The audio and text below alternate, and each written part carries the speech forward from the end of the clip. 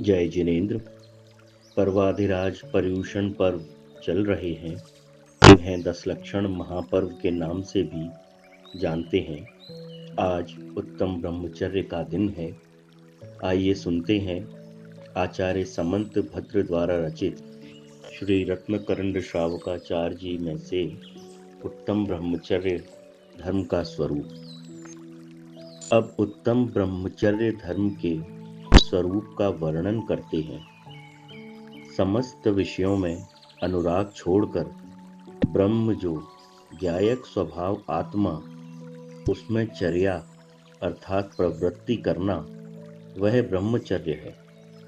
हे ज्ञानी जनों, यह ब्रह्मचर्य नाम का व्रत बड़ा दुर्धर है।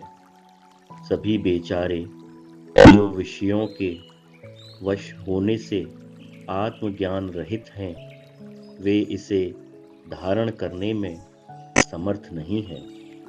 जो मनुष्यों में देव के समान हैं, वे इसे धारण करने में समर्थ हैं। अन्य रंग विषयों की लालसा के धारक ब्रह्मचर्य धारण करने में समर्थ नहीं है। यह ब्रह्मचर्य व्रत महादुर्धर है। जिसके ब्रह्मचर्य होता है, उसे समस्त इंद्रियों तथा कषायों को जीतना सुलभ है। हे भव्य हो, स्त्रियों के सुख में रागी जो मन रूप मदोन्मत्त हाथी है, उसको वैराग्य भावना में रोक करके तथा विषयों की इच्छा का अभाव करके दुर्धर ब्रह्मचर्य धारण करो। यह काम भाव चित्त रूप भूमि में उत्पन्न होता है। काम से सताए जाने पर यह जीव नहीं करने योग्य ऐसे पाप भी कर डालता है। यह काम मन का मथन करता है, मन के ज्ञान को नष्ट कर देता है। इसी कारण इसे मनमथ कहते हैं। ज्ञान के नष्ट हो जाने पर ही स्त्रियों के महादुर्गंध युक्त निंद्य शरीर को रागी होकर सेवन करता है।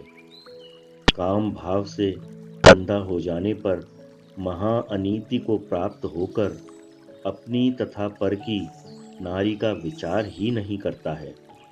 इस अन्याय से मैं यहाँ पर ही मारा जाऊंगा, राजा का तीव्र दंड भोगना पड़ेगा, यश मलिन हो जाएगा, धर्म से भ्रष्ट हो जाऊंगा, सत्यार्थ बुद्धि नष्ट हो जाएगी, मरण करके नरकों में घोर दुख असंख्यात काल पर्यंत भोगना होंगे।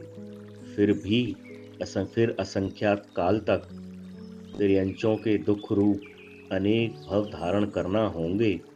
फिर कुमनुष्यों में अंधा, लूला, कुबड़ा, दरिद्री, इंद्रिय विकल, बहरा, गूंगा, चांडाल, भील, चमारों के नीच कुलों में उत्पन्न होकर फिर त्रस्त स्थावरों में अनंत काल परिभ्रमण करूंगा।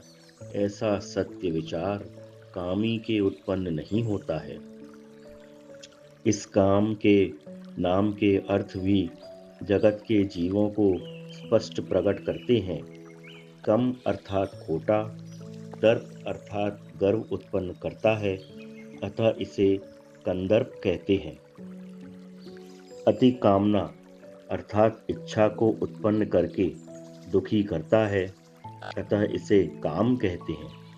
इस कारण अनेक जीव त्रियंच तथा मनुष्यों के भवों में लड़ लड़कर मर जाते हैं, अतः इसे मार कहते हैं। यह संवर का बैरी है, अतः इसे संवरारी कहते हैं। ब्रह्म जो तप संयम, उससे यह सु अर्थात सुवती चलायमान करता है, अतः इसे ब्रह्मसु कहते हैं। इस प्रकार अनेक दोषों के नाम भी कहे हैं। ऐसा जानकर मन वचन काय से अनुराग पूर्वक ब्रह्मचर्य पालो। ब्रह्मचर्य सहित होने पर ही संसार के पार जाओगे। ब्रह्मचर्य बिना व्रत का समस्त निस्सार है। ब्रह्मचर्य बिना सकल काय क्लेश निष्फल है। ब्रह्म स्पर्शन इंद्रिय के सुख से विरक्त होकर अंतरंग अपना परमात्म स्वरूप जो आत्मा है, उसकी उज्ज्वलता देखो। जैसे भी अपना आत्मा काम के राग से मलिन नहीं हो, वैसे ही यत्न करो। ब्रह्मचर्य से दोनों लोग भूषित हो जाते हैं।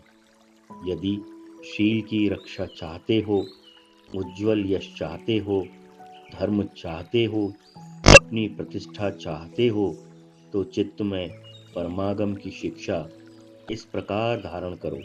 स्त्रियों की कथा नहीं सुनो, नहीं कहो। स्त्रियों के राग रंग, कौतूहल, नाटक, दृश्य नहीं देखो। ये मेला सिनेमा देखना परिणाम बिगाड़ते हैं।